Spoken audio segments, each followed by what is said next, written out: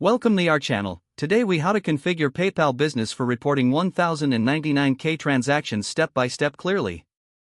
To configure PayPal Business for reporting 1099K transactions, first, log into your PayPal Business account. Once logged in, navigate to the settings icon located in the top right corner. In the settings menu, select account settings from the drop-down options. Next, look for the notifications section within the account settings. In the notifications section, find the option labeled 1099K tax report or similar. Click on the edit button next to the 1099K tax report option. Ensure that your business information is accurately filled out, including your legal business name and address. If necessary, update this information to match the details that will appear on your 1099K form. Now, move to the reporting section in your account dashboard. In reporting, look for tax documents or tax reports. Check if you have opted to receive your 1099K report. If not, enable this option to ensure timely access to your reports. Locate the section labeled Tax Information, where you can add or update your employer identification number, or EIN, if applicable. It's important to have all your financial data organized for the tax year in question.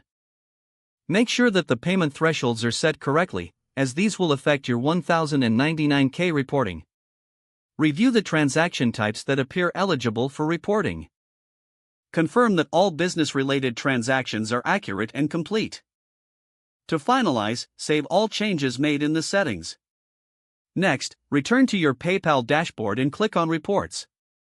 Generate a report to review all transactions that will be included in your 1099K. Ensure that all transactions meet the reporting threshold as per IRS guidelines. If everything looks correct, you are now prepared for the 1099K reporting. Remember to regularly check your account for any updates regarding tax regulations or reporting changes. Your PayPal account is now configured for reporting 1099K transactions efficiently. If the page does not load, refresh the browser or try again in a private or incognito window. Make sure you are using the correct email address, then retype it carefully to avoid small typos.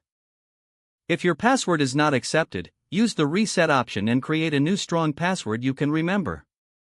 Check your spam folder for verification or security emails, then complete any requested confirmation steps.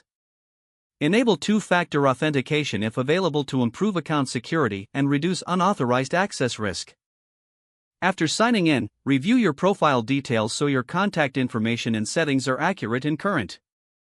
Don't forget to like this video and subscribe to our channel for more step-by-step tech guides.